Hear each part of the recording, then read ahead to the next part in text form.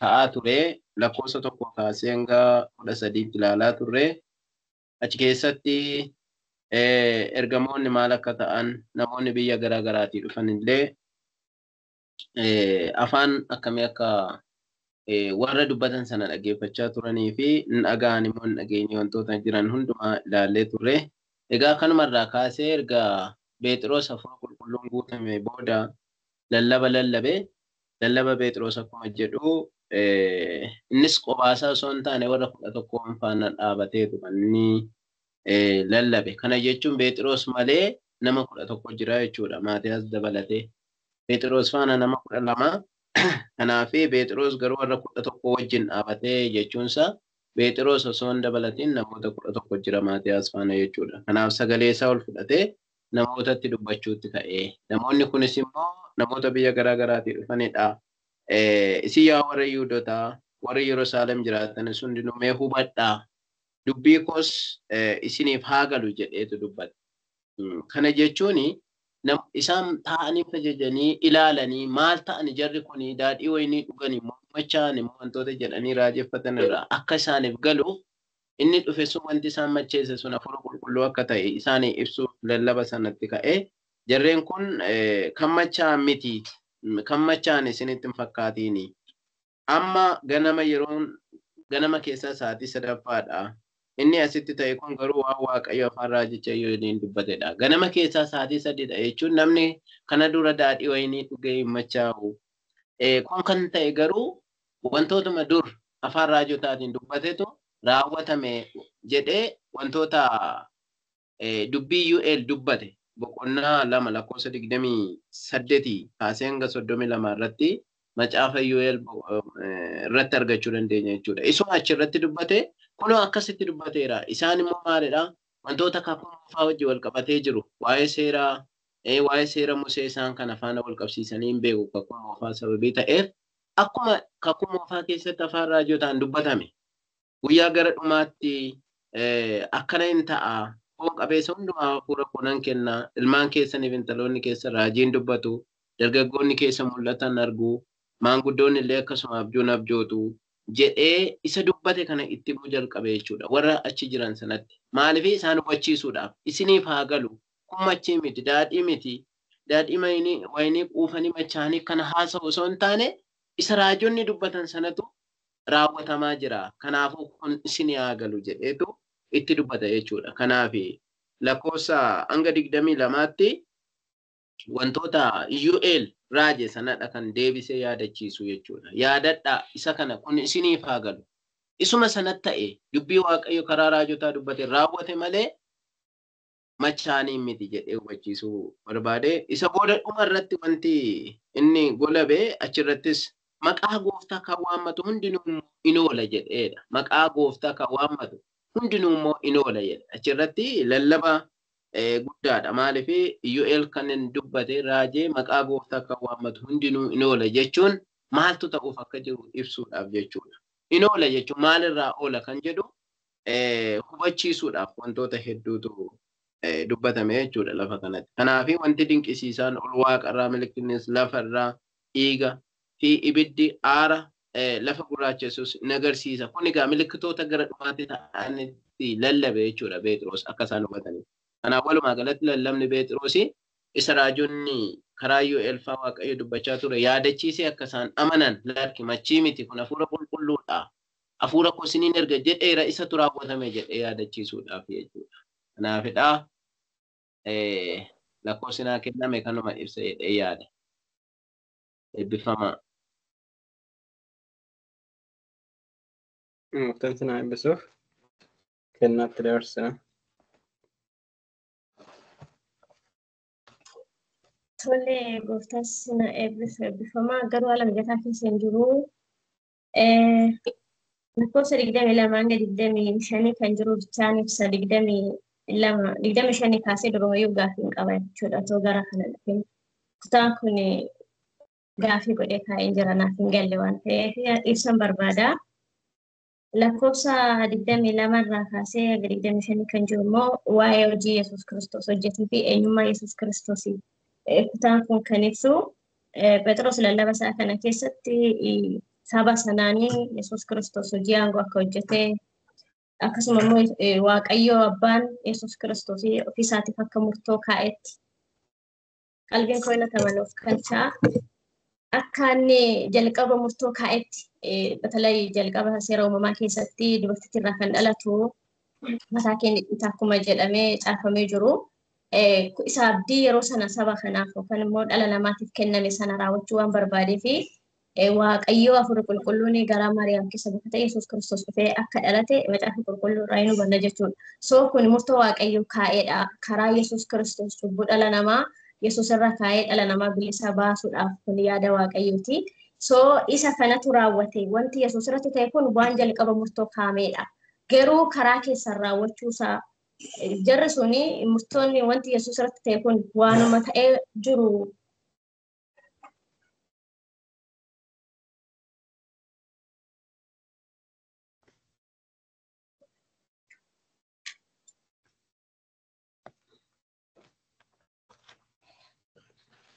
Waan tuttuufuu dandeessa ishiin iddoodhaan haalli jechuuti.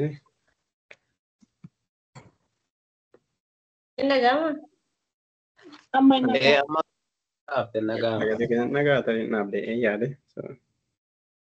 Nan dhaabe dhifama. Yesuus Kiristoos wanti inni isarratti ta'e waanuma jalqaba yaada Waaqayyootiin murtoo kanadha. Garuu yaadi sun immoo karaa saba kanaa raawwatee sababii hamina garaa isaanii keessa jiru. Sababii isaan Yesuus Kiristoos sanagaa fayyina jireenya fidee dhufe kana ofitti simachuu dadhabaniif akkuma Luqaas keessatti qo'annee sababii isaan kana simachuu dadhabaniif hojii aangoo inni hojjetu gaarummaa inni dhalootaaf hojjete barsiisaa ture hunduma hin simanne. Kanaaf isa kana isaan yaadachiisetti Yesuus Kiristoos dinqii akkanaa Waaqayyoo karaa isaa hojjeteera. Isin garuu isa kana hin simanne jedhee Daawit waa'ee isaatiif kana dubbataa jira. Kutaanii Daawit waa'ee isaatiif dubbata jedhu kun anaaf naafiniif ibsa irratti kennuu danda'u.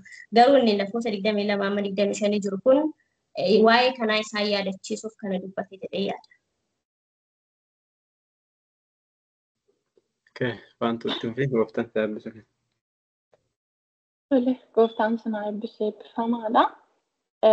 Kutaa gara olii akkuma kennuun ibsitetti ta'eessoo jiru lakkoofsa 25 irraa kaasee kan jiru kuni Daawit jalqabatti waa'ee Yesuus Kiristoos raajii isa dubbateedha malee waa'ee ofii isaatiif miti. Daawit waa'ee isaatiif yeroo hundumaa goofticha fuula koo duratti nan ilaalaa jedhee akkanan hin sochoone inni mirga koo jira jedhee akkasumas immootiin kanaafi garaan koo gammadee harramni koo sin ilchaa foon koos abdii keessaa hin buufata lubbuu koo iddoo warra du'aniitti hin dhiiftu dhuunfaa keessa tortoratti hin kennitu kan jedhu Yesuus Kiristoos du'ee achiin hin hafne du'aa ka'eera yookiin immoo Daawit du'eera. Iddoo gadiitti yoo argina lakkoofsa 29 irratti Daawit du'eera. Waa'ee Daawit isinitti hima. Daawit isa kana kan dubbateef yookiin mootiin isa lakkoofsa 25 irraa kaasee amma 28 gidduu jiru kana lakkoofsa 29 irratti immoo kaasee waa'ee Daawitiin dubbate jechuudha. Waa'ee Yesuus Kiristoosiin kan inni raajii duraan durseetoo Daawit dubbateedha jechuudha amma lakkoofsa 28 irratti. Lakkoofsa 29 kaasee immoo kan jiru yaa obboloota koo waa'ee Daawit abaabilii keenya mul'inatti isinitti himuu nan jaalladha. Inni du'eera, awwaalameeras, awwaalli isaa amma har'aatti iyyuu nu bira jira jedheetoo dubbataa jechuudha. Kanaaf gooftaa Yesuus Kiristoosii fi raajii karaa Daawitiin dubbatamedha. Kutaan kuni Daawit du'eera, du'ee mootiin awwaalli isaa isaan gidduu akka jirudha kan inni itti dubbataa jiru. Kanaaf inni raajii Waaqayyoo ture. Waaqayyo immoo teessoo mootummaa keetiirra namni taa'u yookiin mootiin wanta abdachiise yookiin kakuu galeefiif qaba. Isa kana mootiin mootota isa dura boqonnaa 2 keessatti argachuu dandeenya. Daawit yeroo du'etti Waaqayyo abdii galeefiif qaba. Ilma isaa Salamooniin teessoo mootummaa isaa irra teessisee ture. Teessoo mootummaa isaa irraa mootiin bara baraa akka hin dhabamne abdii kenneefii ture jechuudha. Kanaaf kutaa kana keessatti kan nuti arginu gooftaa keenya Yesuus Kiristoos du'aa ka'eera. Du'ee tortoree achitti hin hafne Daawit waa'ee isaatii fi raajii dubbate. Isa kanaadha kan inni dubbatu. Kanaaf duraan dursee argee waa'ee du'aa ka'uu Kiristoosiin inni iddoo warra du'aniitti hin dhiifne foon isaas tortoratti hin kennine jedhee kan inni dubbatu Yesuus Kiristoos du'ee achitti hin hafne arfii du'aa moo'ee ka'ee jira jedhee waa'ee isaa kanaa dubbate inni raajii dubbate jedhee ta'u dubbata. Kanaaf Waaqayyo warra du'an keessaa gooftaa keenya Yesuus Kiristoosiin kaasee jira. Kanaaf nutis mootii dhuga baatudha. Inni mootiin du'ee gara abbaatti ol fudhatamee jira. Innis nama argaatii jirtan kun immoo isa abdachiifaman sana gooftaan keenya Yesuus Kiristoos egaa akkuma wangeela Yohaannis keessatti boqonnaa 14 irratti abdachiisee ture abdii sana ergeefii ture jedheetoo inni amma isin asitti argitan kun isa kanatu ta'e jedhee immoo lakkoofsa 34 irraayi Daawit ofii isaatii gara waaqatti ol hin baane. Haa ta'uyyuu malee gooftichi gooftaa kooti gara mirga koo taa'i. Diinota kee ejjeta miila keetii ammas siif godhutti jedhee dubbate. Egaa Waaqayyo Yesuus isa Masii muka irratti fanniftan kana gooftaa fi Masii akka godhee Israa'eloonni hundinuu otoo hin mamin haa beekan jedhee dubbata. Kanaaf Daawit gara mirga Waaqayyoo hin naqne reenfi isaa yookiin mootiin awwaalli isaa isaanuma bira akka ture gooftaa keenya Yesuus Kiristoos immoo mirga abbaa akka argateedha. Kutaa kana keessaa kanaan hubadhu gooftaan sana eebbisee beekamu. Okay, gooftaan si eebbise. Eebbisanii wal bazaa irra homoka. Okay. Barsiisaa naguma. Nagaa galatoomne. Alright. Hojjetaa wangeelatti dabarsinee irraa lakkoofsa 27 kaasee 41.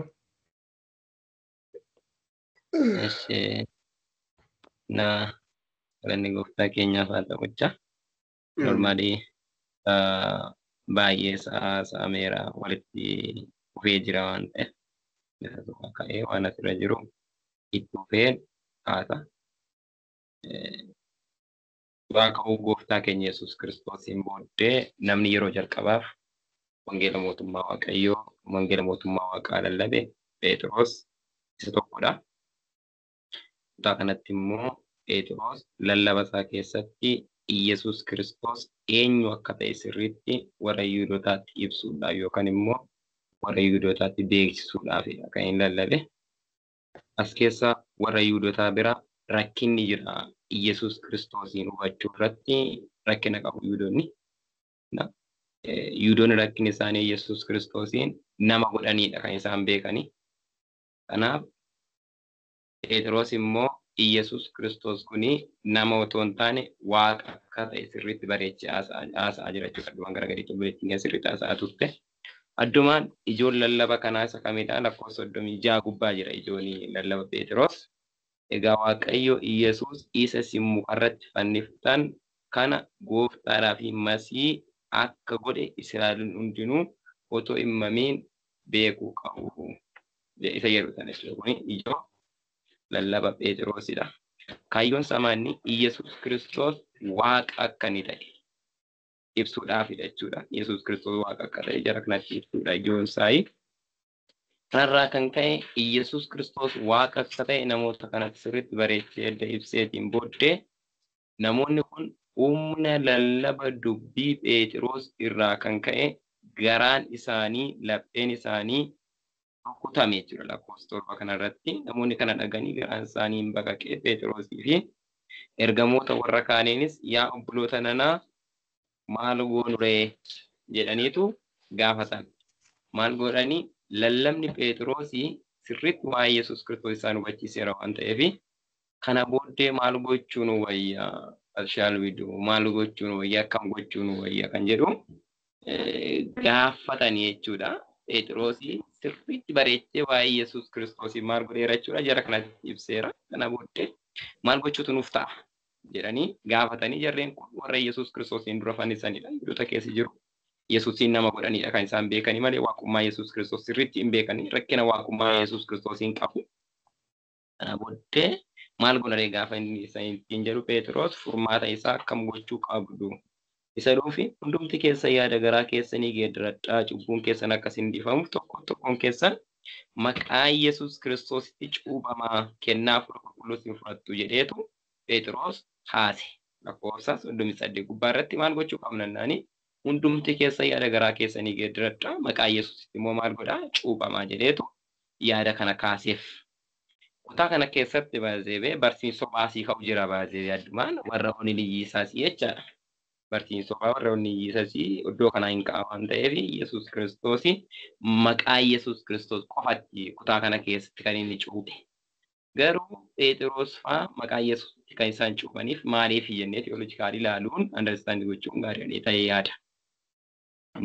Maatewos keessatti gooftaan Yesuus Kiristoos rikoomandi kan godhe kan inni hajaje yookaan immoo kan qajeelfama kenne gara biyya lafaa hundumaa deema maqaa abbaa ilmaa hafuura qulqulluutti cuubuudhaan saba hundumaa bartoota koo godhaa jedheetu dubbate. Kutaa kana keessatti immoo maal godhanii jarri Phexros fa'aa maqaa Yesuus Kiristoos qofatti cuuban.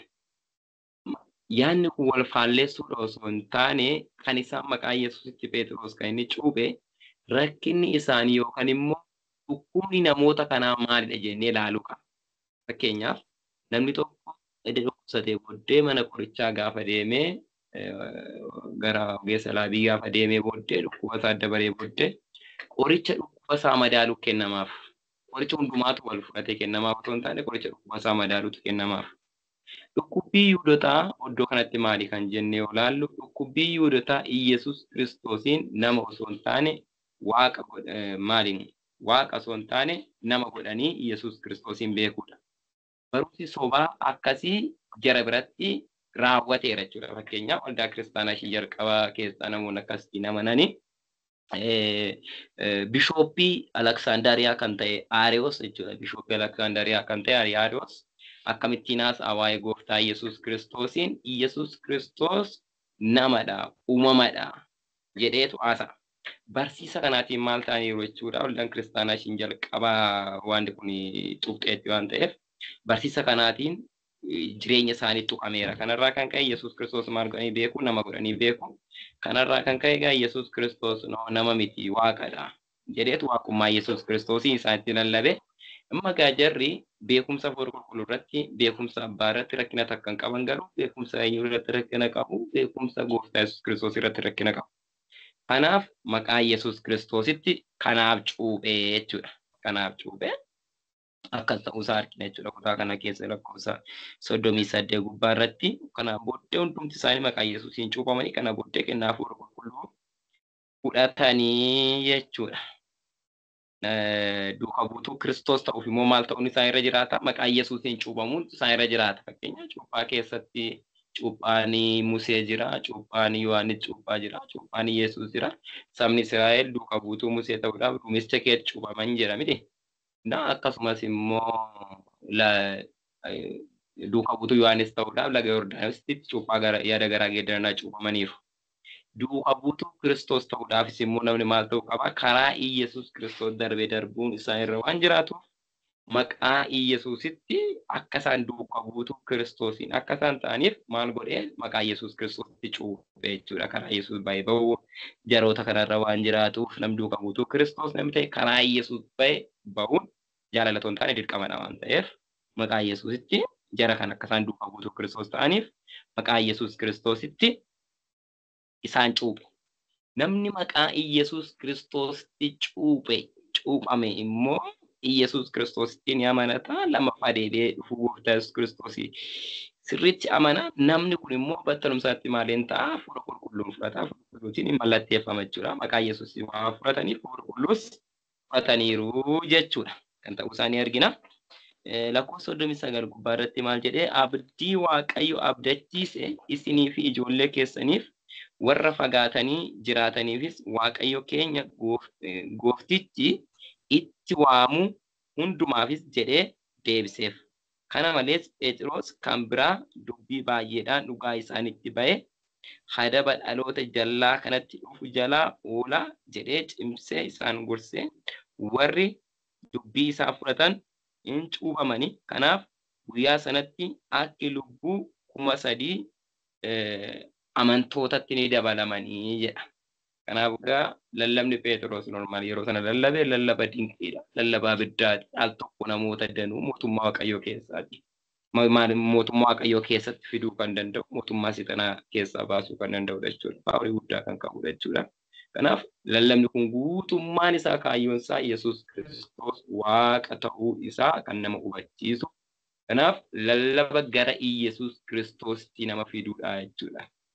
Yesuusii fi namoota kan wal agarsiisu kan immoo Yesuusii fi namoota kallattumaan kan wal qunnamsiisu jechuudha. Walitti dhufeenya namaa fi Yesuus Kiristoos gidduu kan cimsudha jechuudha. Inni kun kaayyoo lallabaati. Kanaaf ergaan kun maal jechuudha? Miiseet kan nuti jennu kutaa kana keessatti eenyudha jechuudha. Ergaan fudhatee Phexros ka'e yookaan miiseet kan nuti jennu kun maalidha?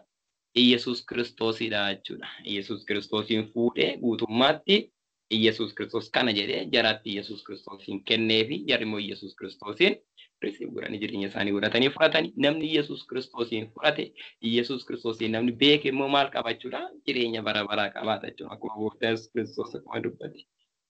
Yesuus Kiristoos ilma Waaqayyoo ta'uu isaanii beekuun isaanii jireenya bara baraati jedhee gooftaan Yesuus Kiristoos wangeela Yohaannis keessatti akkuma dubbate. Kanaaf jireenya bara baraa argachuudhaaf jarri kun maal gochuu qabu jedheera jechuudha.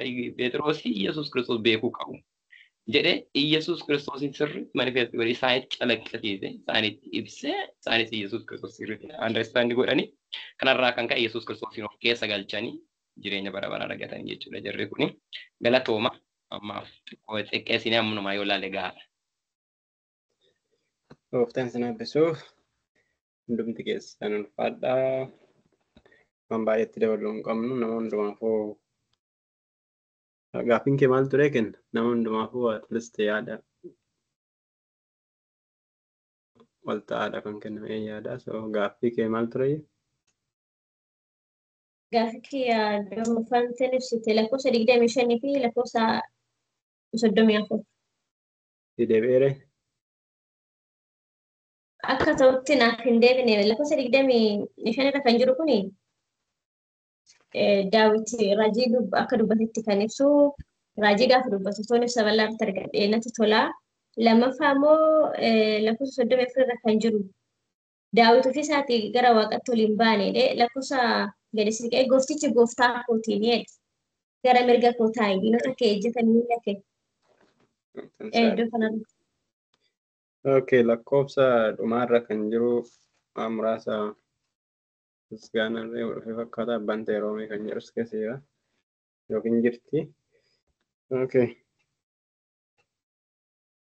Lakkoofsa 42 irraa kaasee amantoonni barsiisa ergamootatti tokkummaa isaanii cimsachuutti, buddeena cabsachuutti, kadhata godhachuutti qabamanii jiraatanii dinqiinii fi milikinni baay'een harka ergamootatiin hin godhamu. Namoonni hundinuus Waaqayyoon hin sodaatu turanii.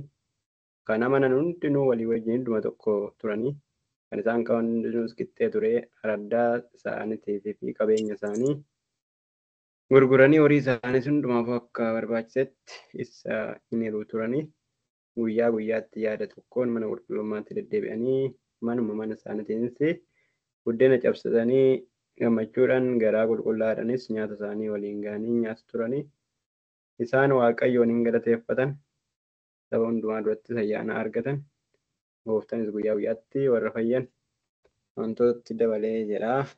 Yoo daqiiqaa arganne dhuma irratti isa kan irratti hundi keenya harkaa fuunee haasofna. Isa kan irratti immoo yeroo namni kan biraa ibsu gaafii kan itti ta'e yoo jiraate daqiiqaa isiniifan kennaa. Amma garuu dursee yaada mariidha ta'u tokko isinii kaasa. Jalqabuma irratti lakkoofsa 14 irraa kaasee warra 11 wajjin Phexros ka'ee dhaabateedha. Yookiis immoo Phexros dhaabatee sagalee isaa ol fuudhee akka dubbate argina. Iddoo sanarratti waan baay'ee saassu yookiin guutummaatti jechuu dandeenya kan ibsa erbasaadha. 11 isaanii waliin kaanii dhaabbachuu isaanii irraa implikeeshiniin isaa maalidha? Har'a piraaktikaalii gidduu keenya jira wantoota kana yookiin yeroo sanatti faayidaan isaa maalidha jettanii yaaddu namichi inni barreessu warra 11 wajjin dhaabbatee jedha. Kan dubbate isa garuu kan wajjin dhaabbatee 11 ture yeroo darbe garuu ayyaanni kan irratti bu'ee namoota baay'ee akka ta'e dubbanne irra. Inni itti aanu Hirphisaan dubbateera waa'ee sa'aatii sadaffaa. Sa'aatii sadaffaa jechuun sun sa'aatii biyya keenyatti meeqa jechuudha? Sagalii. Amma badhee sa'aatii sadaffaadha yeroo jedhu Israa'elitti sa'aatii sadii yoo ta'u Itoophiyaatti sa'aatii meeqatti ni yaadda?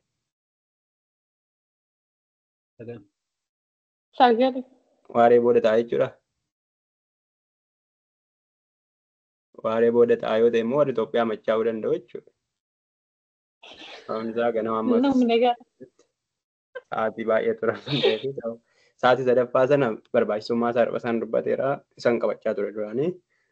11 sun wajjin dhaabachuun isaanii implikeeshiniin inni qabu yoo jiraate kakuu mokaa keessatti waa'ee Yoo'eeliiti. Amma otoo kutaa kana hin qo'atin otoo Yoo'eel hin qo'anne otoo kutaa kana hin qo'atin otoo amma macaafa Yoo'eel qo'anne jechuudha yeroo darbe qo'anneera inni. Otoo macaafa Yoo'eel qo'anne otoo kutaa kana aayidiyaa isaa keessaa hin qabnu ta'e dhuguma hiikaa isaa kallattiidhaan akkas jennee bakka sirriidha. Waaqayyo kutaa kanatti boqonnaa 2 lakkoofsaan manaa ta'e amma ammasiitti macaafa Yoo'eel keessatti dubbachuunsaa hafuura qulqulluudhaan isa isaan guutamanidha jennee hiikkachuu dandeenya ture.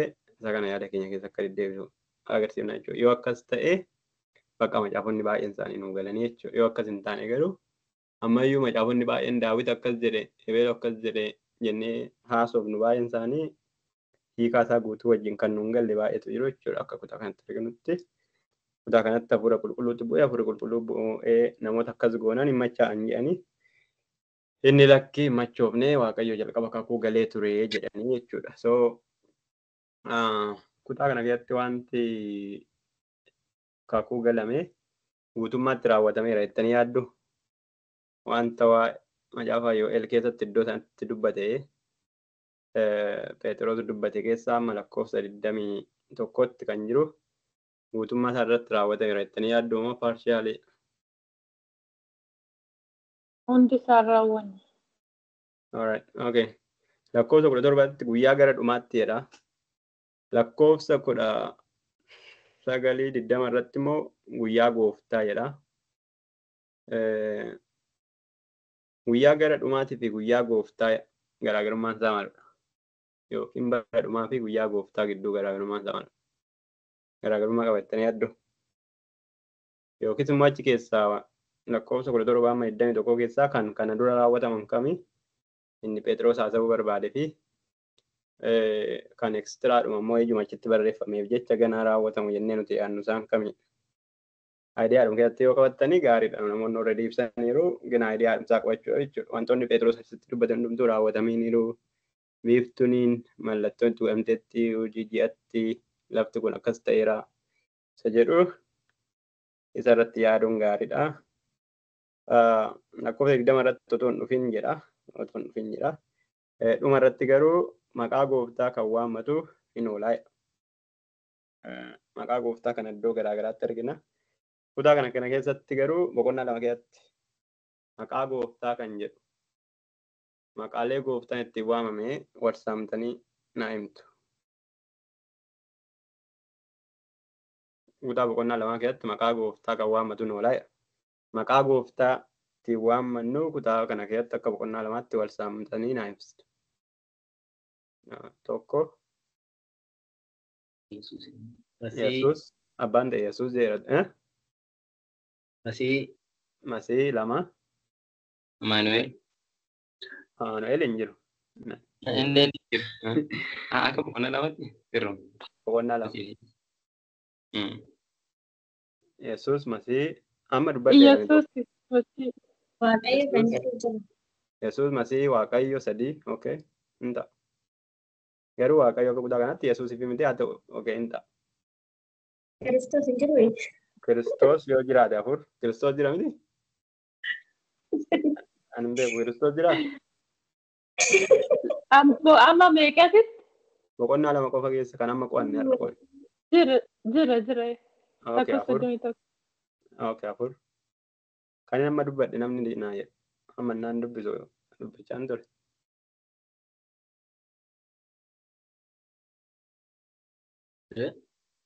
Yesuus masii Kiristoos Yesus Waaqayyo. Masii Waaqayyo Kiristoos. Okay, kan biraa.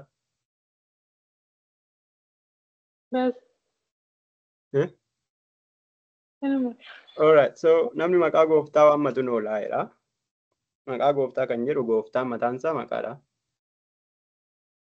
So Yesus jira, nama Naazireetis jira, yaa'u Yesus isa kam nama Naazireet jechuudha. Kiristoos jira natti fakkaata asirratti Waaqayyo jira. Maqaalee amma kanaa yoo xiqqaate boqonnaa lama keessa jiru jechuudha. Kanaaf namni maqaa gooftaa waammatu noolaa jedha. Maqaa gooftaa waammachuun akkam isa jedhu yaada keessa akka illeeftan barbaadan. Maqaa gooftaa waammachuun gooftaa Yesus jedhanii yeroo dinqii yookiin dinqii tokko bakka wannoo jechuudha isa jedhu maqaa gooftaa waammachuun akkam akka ta'e. Akka kutaa kanatti akkas jedha akka kutaa biraatti garuu macaafni qulqulluun maqaa gooftaa waammachuun akkam akka ta'e dubbata. Maqaa koo waamtanii qofamoo hin ta'u jedha. So inni kun kontiraadiktii wal godha jechuudha. Kanaaf maqaa gooftaa waamuun perfektiin isaa akkam isa jedhu. Inni kan biraa hojjetaa wangeelaa xiqqoo tuqee ture. Kutaa kana keessatti Yerusaalem, Israa'el, Yihudoota kan jedhu ture deddeebi'e. Boqonnaa 2 lakkoofsa 14 kaasee. Garuu boqonnaa 2 lakkoofsa 1 kaasanii yoo ilaaltanii biyyoota meeqa lakkoofne yeroo darbe? Gara 14. Biyyoota 16 Biyyoota amma kanaa lakkoofne keessaa waa'ee maalidhaa fi Phexros xiyyeeffannaan isaa Israa'el, Yihudoota warra Yerusaalem isaan kana qofa ta'e. Maaliif warra biyyoota kan biraatti hin dubbatin silaa namoota hundumatu fuuldura jira. Isa jedhu hojjetaa wangeelaa tuqee ture jechuudha. So isa kanarratti xiyyeeffannaa lakkoofsa 14 lakkoofsa 22 fi 36 natti fakkaatee isaan kun irra deddeebi'an mul'atu. Phexros xiyyeeffannaan isaa namoota warra kaan hin turre namootuma Yerusaalemii fi Israa'elii akkasuma immoo namootuma Yihudoota ta'an mandara biyya garaagaraatii dhufan irratti xiyyeeffate jechuudha. Inni kun sababiin isaa maaliif isa jedhu ilaalla. Warroota 3,000 amanan sana keessaa hundi isaanii Yihudoota jettanii yaaddu.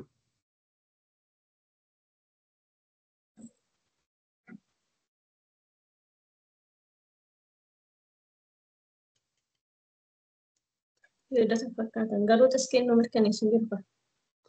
Yaa xiksiin nu mirkaneessu hin jiru Yihudoota immoo fakkaatanii afaan maaliitiin haasa'e jettanii yaaddu beektu. Afaan haaraa.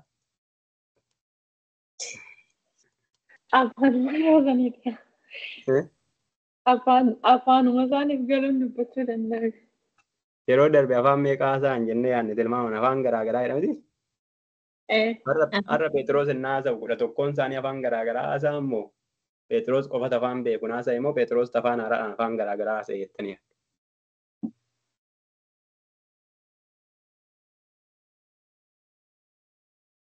Phexros bichaa dubbate namti irra jirru wajjin dhaabbatanii soo kan dubbate suma jedhee akka kotti. Sababni isaa jedhu dubbate. Afaan isa kam dubbate afaan noormaalii namni warri kan saatii beekan dubbate moo afaanota sabni garaagaraa sun dhagaan dubbate ni yaadduun jedhe.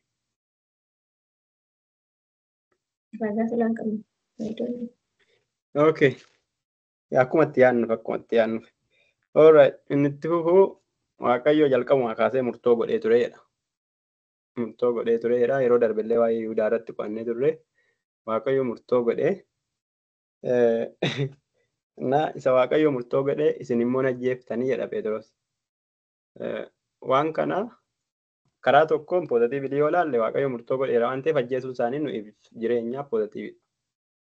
Karaa tokkoon garuu isaanitti ajjeesuun isaanii akka firdiittidha kan inni itti haasaa jiru Phexros yoo amantan malee isinii hin ajjeestanii jedha. Karaa tokkoon immoo Waaqayyoomatu murtoo godheera. Waaqayyo immoo murtoo kan godhe akkuma isaan ajjeesanidha jedhee nama namiti. Waaqayyo kan murtoo godhee ture akka inni du'udha. Kan ajjeese immoo isaan. Gaafa Yihudaan gooftaa dabarsee kenne Yesuus maal jedheen Waaqayyo namichillee akkuma murtoo ta'etti maal taa'e. Garuu isa maal godhuuf wayyoo jedhe. Namicha dabarsee.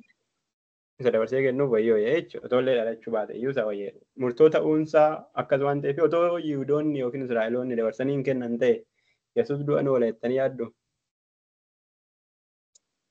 Ilma duudhaaf dhufe waan ta'eef maa oolane?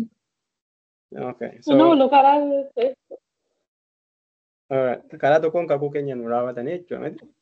Kakuu keenya nu raawwatan. Okay. So isaa kana iddoo kanatti kan nuti ilaallu tokko murtoo ta'eera. Murtoo sana garuu karaan ittiin raawwatame karaa jara kanaati. Akkamitti ilaaltu sana?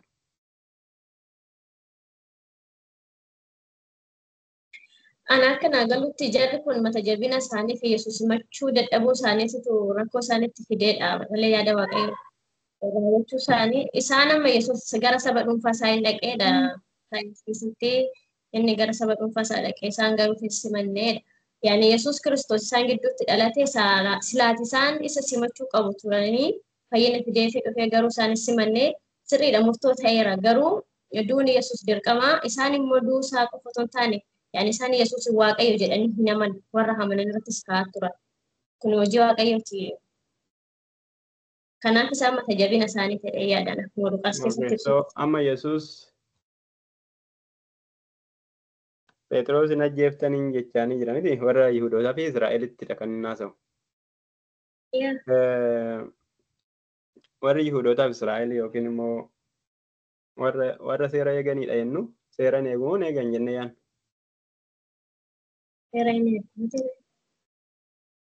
Seeran in eegu jennee yaannu. Garuu immoo kan Phexros jechaa jiru harka warra seeran eegnetiin isa fannisiiftanii muka irratti fanniftanii ajjeeftanidha.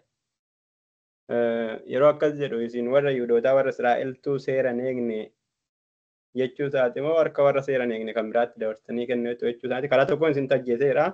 Karaa tokkoon immoo harka warra isa ajjeesanitti dabarsanii kennitan warri isa ajjeesan sun immoo seeran eeganii jedha. Yeroo sana waa'ee eenyu dubbachuu isaati ta'uu ilaalumaaf jennee inni yaadumatti qabattu. Inni ittaanu Yesuus ofii isaatii humna isaatiin du'aa ka'uunsaa akka kutaa kanarratti hin barreeffamu. Akka kutaa irratti kan barreeffame iddoo garaagaraatti irra deddeebi'ee maal jedha Waaqayyo hidhaa du'aatti isa hiikee Waaqayyotu du'aa isa kaasee akkasuma jedhatti fakkaatee irra deebi'ee Waaqayyo du'aa kaaseera. Lakkoofsa 22 fi lakkoofsa 24. Kanaaf namoonni Yesuus du'aa hin kaane jedhanii humna ofii isaatiin hin kaane Waaqayyotu kaasee kan jiraachuu malu. Isa kanaaf deebii maalii qabna kan jedhu yaada keessatti akkasiin qabattaniif. Inni dhumaa fakkeenyi lammaffaan kakuu moofaa keessaa fudhatame waa'ee Daawitiiti. Daawit akka kutaa kanaatti fakkeenyaaf otoo kutaa kana hin qo'atin otoo macaafa Daawiti macaafa faarfannaa isaatii keessaa iddoon akkana fakkeenyaaf gara faarfannaa 16 otoo qo'annee faarfannaa garaagaraa keessattis ta'uu dandeessu yaada. Otoo kutaa kana hin qo'atin otoo faarfannaa Daawit keessaa faarfannee Daawittu faarfachaa jira jennee utuma yaadnu bakka Daawitii ofii koo buufadheen foon koo tortoratti hin kenninee akkasidhaa yeroo hundumaa fuula koo duratti ansi arga yaa gooftaa koo een faarfadhaa jechuudha. Garuu macaafni qulqulluun akka kutaa kanaatti iddoo kanatti fakkaate gaafa inni kennaa akka kutaa kanatti Daawit ofii isaatiif miti kan jechaa jiru. Daawit maal ture akka kutaa kanatti mootii tureedha. Yeroo kana dubbatu raajii ture jedha. Yo'eel akkuma raajii ture waa'ee ofii isaatiin dubbanne waa'ee saba ganaa gara dhufuutti Waaqayyo hafuuraan isaa guutuu dubbate waa'ee bara dhumaa dubbate waa'ee guyyaa gooftaa dubbate. Akkuma kana Daawit waa'ee ofii isaatiin otoo hin ta'in waa'ee gooftaa dubbate. Daawit waa'ee isaa miti. Daawit already du'eera. Awwaalli isaa nu bira jiru jechuun du'aan kaane jechuudha Daawit. Awwaalli isaa nu bira jira jechuun du'aan kaane kunoo ragaan iyyuu jira. Yesuus du'aa ka'e Yesuus tortoratti hin kennamne. Kanaaf Daawit yeroo sana waa'ee ofii isaa otoo hin ta'in waa'ee Yesuus dubbachuu isaati. Jedhee lakkoofsa 34 irratti gooftaan gooftaa kootiin jedha. Inni dubbatu namni tokkoffaan jira. Gooftaan jira. Namni kan biraa lammaffaan jira. Gooftaa kootiin jira. Namni sadaffaan jira jechuudha. Gooftaan inni tokko jira. Gooftaan inni lammaffaan jira. Namni dubbatu jira. Nama sadiitu jira jechuudha. Kanaaf gooftaan inni tokko gooftaadha. Inni tokko immoo gooftaa Daawitiidha. Kanaafuu gooftaa isa tokkotu gooftaa Daawitiin waan ta'e jechaa jira jechuudha. Iddoo kanatti maal jedhanii diinota kee miila kee jala amman si oolchu ammanuma mirga koo turi jedhu. Mirga Waaqayyoo kan dhaabate jedhu macaafni qulqulluun eenyudha? Kan dhaqeera jedhu. Daawiti? Yesuus jechuudha. Yesuustu mirga Waaqayyoo dhaqee ol fudhatame taa'eera yeroo darbe qo'anne dhaqee mirga Waaqayyoo taa'eera kan jedhame Yesuusin. Kanaaf mirga Waaqayyoo taa'ee kan turu amma yoomitti amma diinota isaa ijjata miila jalaa isaa ta'utti ijjata miila isaa kan ta'an diinonni isaa yoomi? Guyyaan dhumaa guyyaa yoomitti? Boqonnaa kana keessatti wanti qaqqabame jira guyyaan isaa. Guyyaa maalii jedha? lakkoofsa 20 irra guyyaa gooftaa jedhamti. Yaa guyyaa gooftaa jennu. So amma guyyaa gooftaatti yookiin amma guyyaa isaatitti diinonni isaa amma gaaf sana miila isaa irratti wannoodhanitti mirga gooftaa tura jennee tuma qabannu. Okay, yaaduma keessan keessatti akkasin babal'atee akkasin agartanii fi so Daawit iddoo kanatti akka raajitti inni itti aanu Daawit akka mootitti. Daawit akka mootitti yeroo ta'u Waaqayyo Daawitiif teessoo isaa mootummaa bara baraa jennu teessoon isaa bara baraan jabaatee akka dhaabatu waadaa galeef. Teessoo isaa bara baraan jabeessee kan dhaabu qomoo Daawit qomoo Daawit jettanii yaaddu yookiin ijoollee isaanii jettanii akkuma inni Salamoon dhalchee Salamoon Ebeluu dhalchee achi booddee akkas ta'ee jedhaniin qomoon isaa kun qabatee hafa jettanii yaaddu mootumicha. Lakki. Qomoo isaa Qabatee sana. Okay. Qabatee isaa Salamoon harkaa fudhatameera. Walakkaatti harkatti hafe. Okay, walakkaatti harkatti hafe ammayyuu urma jira. Okay. So Kutaan kun waa'ee ilma Yesuus dubbata kaa Yesuus Kiristoos foonni sanyii Daawit keessaa erga dhalatee itti fufee immoo teessoo mootummaa Israa'el irratti yaani akka akakuun kennameefitti akkuma Israa'el abdiidhaan nurratti mootii kan ta'u sanyii Daawit keessaa ganaa nu dhalatedhanii akkuma ammasiin ganaa dhufedhanii eeggatan sana kafuun kun waa'ee ilma Yesuus dubbatedhee yaada jara toomanii fudhachuu deemanii. Okay. So right. Isa kana sana booddee dhuma irratti maal jedhaa? Nuyis isa kana hundumaa fi waa'ee teessoo mootummaa Daawit dubbateeti otumatti fufiinsa isaa waan biraan dubbatiin waa'ee eenyutti darba waa'ee Yesuusitti darba waa'ee du'aa ka'uu isaatti darba du'aa ka'ee ol fudhatamuu isaatti darba sana booddee jedha nuti hundumtuu isa kanaaf dhuga baatudha jedha. Nu hundumtuu dhuga baatudha inni jedhu kun amma nu hundumtuu dhuga baatudha miti normaali jechuun dhuga baatuu gooftaati miti. Garuu nuti hundumtuu dhuga baatu du'aa ka'uu ta'uu dandeenya nuti. Akka yeroo darbeetti ulaagaa guunnaa ulaagaa boqonnaa lama keessaa boqonnaa tokko keessaa sana. Lakkoofsa 21 kaasee lakkoofsa 22 irratti amma 21 fi 22 ulaagaa sana guunnee dhuga baatu du'aa ka'uu ta'uu dandeenya nuti.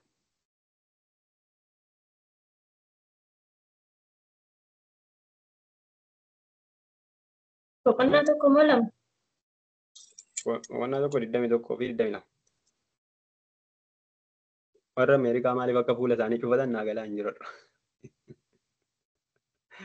Ameerikaani mulee misge Roomaan ni jedhu. Si wajjin jirra jedha. Maalni fuulli keessan? Baasii keessan jira kanaafan cufe. Maal keessa? Baasii kee waan hin jiruuf hin cufe. Karaarra hin jiru. Ta'u.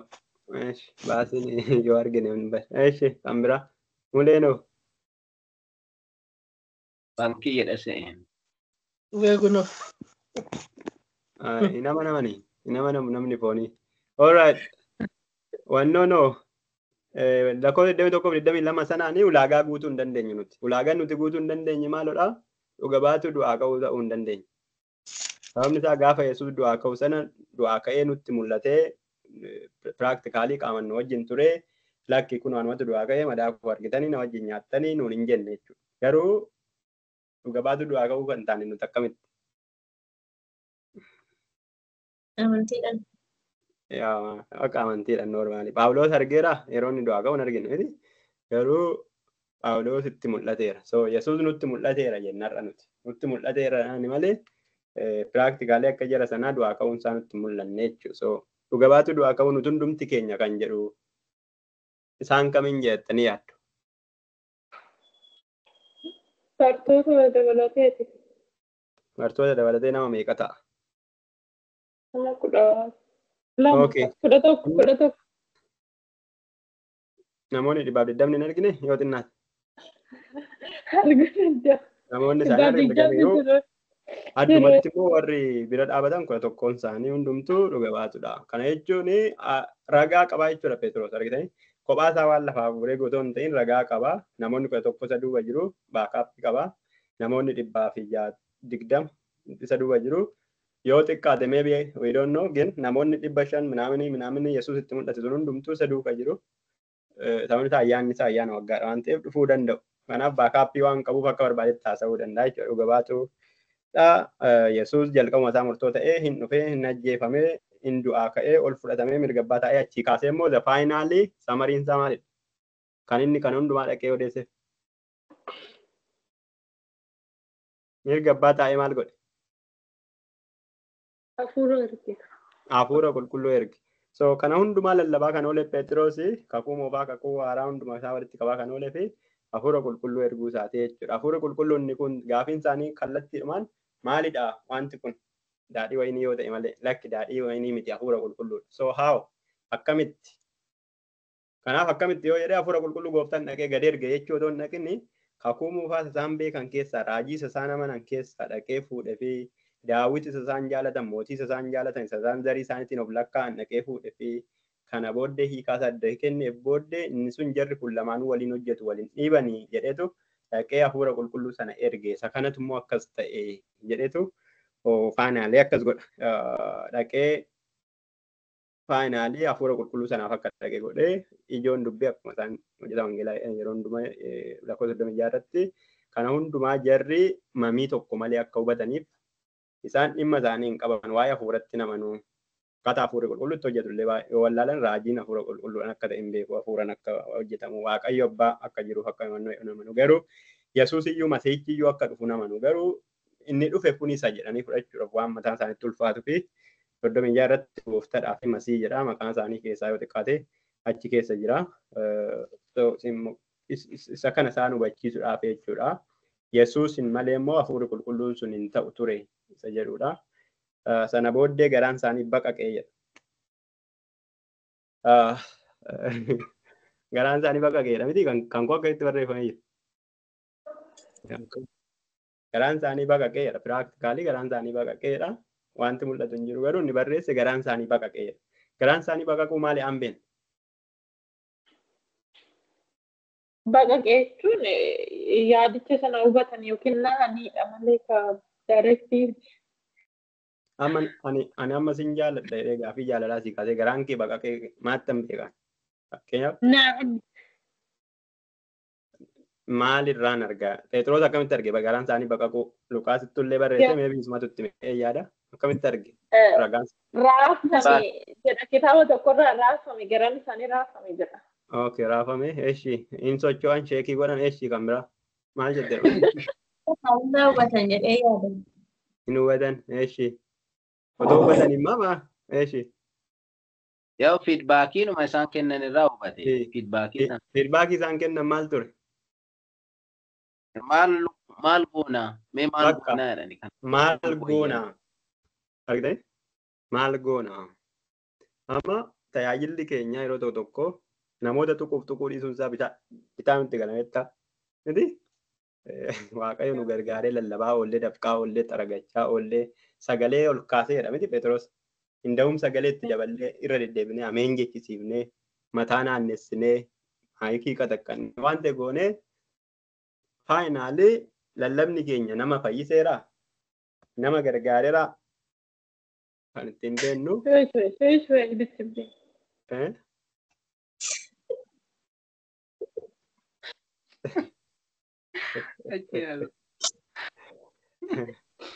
Waaqa argitanii lallabni keenya waan ta'e godheeraa kan jennu fiidbaakiidhaan. So fiidbaakiin namoota sanaa hundi isaanii maal ture garaan isaanii baqaquu kan ittiin arge piraaktikaalii baqaqee wayii yoo ta'in hafuurumaa namichi already hafuuraan haasa'aa jira. Hafuuraan kan inni argus fiizikaalii kan inni argus namoonni hundumtuu amma bakka waan inni haasa'u kana caala teelmii moorisa jedhan jechuudha. Natti himi kan biraa furmaata barbaadaa jiru jechuudha amma already. Eessa akka jiran poozishinii isaanii baranii itti mee diteelii isaatti mee hubachiisee hubatanii arganii isaaniif galee garuu amma soo maal goon gaafin isaa kanaadha. So namni hundumtuu tajaajilee maal godhee cubbuu keenya nutti mee nutti jechaa oolee waan hundumaa nutti raajaa oolee dhuma irratti fiidbaakii nuti barbaannu nuuf hin kennine sanan kantuudha jechuudha. Nutis yeroo tajaajilu akkuma kan dhuma irratti samarii kenninee fi sabni sun maal gochuu akka qabu deebi'uu barbaada taanaan deebi'uu akka qabu.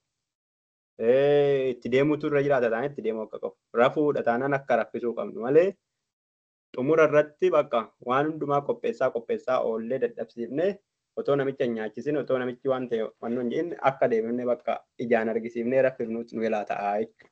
Kanaaf yeroo inni sun maal goon innaa jedhan Phexros otoo deebii dhabe maal godhu turan? Bakka isinitti meera isin lallabe isin tajaajileera akka barbaaddan godhaa otoo jedhee jechuudha yookiin otoo aayidiyaan isaa dhufuu baate. Baay'ee dhiphate. Yaa jedhu sun waan godhan hin beekan jechuudha. Gara itti godhan hin beekan. Bakka already amma hubataniiru cubbuun isaanii gale dogoggora akka qaban isaanii gale wanti ta'e akka isaan barbaachisu beeku garuu they don't know maal akka isaan barbaachisu hin beekan. Kanaaf maal akka isaan barbaachisu kan inni isin jedhe amanaadha bakka. Waa'een cuuphamu akkuma jiru taatamanni cuuphamaa jedhe. Iddoo sanatti garuu amanaadha. Maqaa Yesuusitti amanaadha cuuphamaadha. Kana booddee maaltu keessantu isin dhiifama jedhe iddoo ta'etti. Lakkoofsa lakkoofsa 28 cubbuun keessan akka isin dhiifamu. So namoonni kun already yakkaniiru. Isa Yesuus qofa yakkaniif otoo hin ta'in hundumtuu already yakkeera garuu isaan immoo practically hubatan rakkoon isaanii eessa akka jiru. Kana hundumaatiif cubbuun isaanii akka dhiifamu gooftaa Yesuus Kiristoositti maqaa isaatti amanuu yookiin cuuphamu waa'ee dhimma maqaa isaatiif immoo hojjeta wangeelaa ibsee ture. So akkasumatti yoo qabanne gaarii yaada. Sana booddee namoonni sun already durumaarraa kaasanii abdii qabu turan. Argitanii? Warra Yerusaalemis haa ta'u, warra Yihuudootas haa ta'u, in jeneraal hundumti isaanii Yihuudoonni abdii qabu. Garuu kan inni jedhu 39 yoo isin cuuphamtanii maqaa Yesuus Kiristoos kanaan cuuphamtanii hafuura qulqulluu fudhattan malee abdiin inni isin wannoo jettan sun akka kana miti jechuudha. Karaa isaan abdiitti eegan karaa kamiin ture jettanii yaaddu duraan. Abdiin isaanii akka raawwatamu.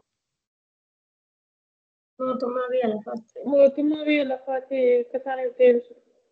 Okay, mootummaa biyya lafaa akka isaaniif deebisuuf yeroo darbe boqonnaa tokko irratti kan qo'anne.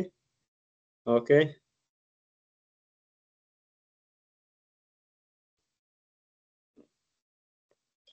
Akkasuma Eliyaasii fi Museedha amma warra duraa deebi'an isaan dhufanii nutti himanii. Abdii Waaqayyo abdachiise maalidha?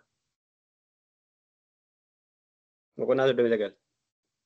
Hafuura qulqulluudhaan lakkoofsa 39.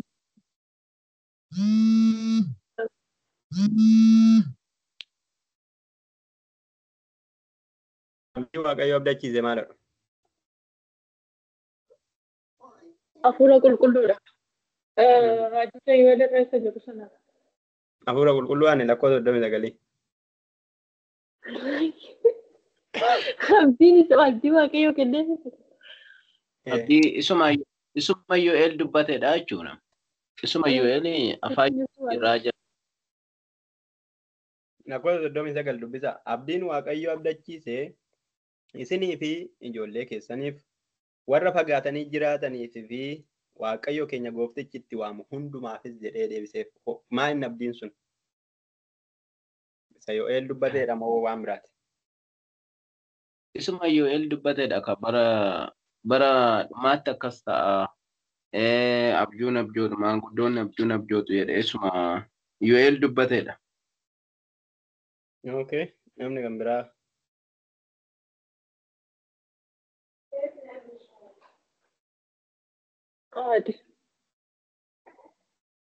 Lakkoofsa 37 namoonnis kana dhaga'anii garaan isaanii baqaqe. Phexrosii fi ergamoota warra kaaniin yaa obboloota nanaa maal goonuree jedhan. Phexros immoo yaada garaa keessanii geeddaradhaa cubbuun keessan akka isiniif dhiifamuu fi tokko keessan maqaa Yesuus Kiristoositti cuuphamaa kennaa hafuura qulqulluu isin fudhattu.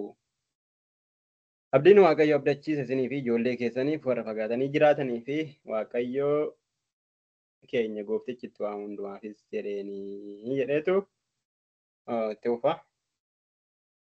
Alright. Yoo irratti walii galtan akkasumatti biratti darbina. Okay. Waaqayyo abdachiisee isiniif ijoollee keessaniif kan inni jedhu yaa'u warra inni itti haasawaa jennu warri fagaatanii jiran eenyuun? Fagaatanii jiran.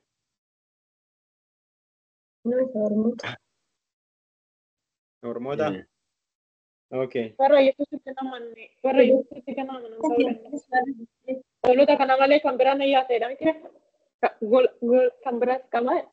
Facaasaa Yohaannis keessatti warri fagaatanii jiranii fi warri Waaqayyo keenya gooftichi itti waamu hundumaafis garaagarummaa qabu. Warri fagaatanii jiran warri Waaqayyo gooftichi keenya itti waamu. Sabni yeroo sana bibittinnaanii biyya garaagaraa jiranillee hin jiru. Akkasuma immoo Israa'eloonni sababii gurboota ormaatiin wal makuurraan xuraa'uutti lakkaawwamanillee hin jiru. Tarii waan isaanii ta'ee yaada. Okay. Yaadum keessan bal'isaa itti wannoo godha. Lakkoofsa 40 irratti kana malee kan hin barroofne dubbii baay'eedhaan isaanitti dubbatee keessumatti immoo adaba dhaloota jal'aatti dhufu jalaa oolchaa yookiin jalaa oolaa jedhee cimsee isaan gorsee sana booddee dubbii kana kan fudhatan achi keessaa nama 3,000 ture. 3,000 maal 3,000?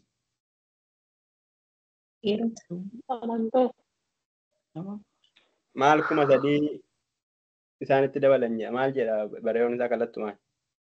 Lubbuu. lubbuu 3,000 Yaa lubbuu jedha. Lubbuu 3,000 nama 3,000 yoo ta'u lubbuu 3,000 maybe lubbuu tokko tokko haa qabaatanii ani hin beeku. Okay, so lubbuu 3,000. So final result isaa bu'aan lallaba Phexrosii maalidha? Lubbuu. Bu'aan lallaba Phexrosii lubbuu 3,000 akka kutaa kanatti lubbuu 3,000. So bu'aa lallaba keenyatiin tajaajila keenyatiin kakuu moofadha amma kakuu haaratti beekuu keenyan lubbuun hin jiru yoo ta'e waan tokko akkam garaa namaa baqaqsitanii akkam tiksii beeknee akkam hafuurri qulqulluu wannoo jennee cuumnee waan hundumaa goonee garuu lubbuun ittiin dabalamne yoo hin jiru jechuudha. So final resultiin isaa lubbuudha. Isa kana keessa maalli yaadni isinii dhufe guyyaa har'aa keessaa 42 waan dabarsu natti hin fakkaatu. Guyyaa har'aa waan baranne keessaa waan taa'an isinii dhufe. Maaltu jira yookiin immoo wanti biqqisiitti jedhe. Waaqayyo kan isin gargaare yoo jiraate. Gaafii gaafachuun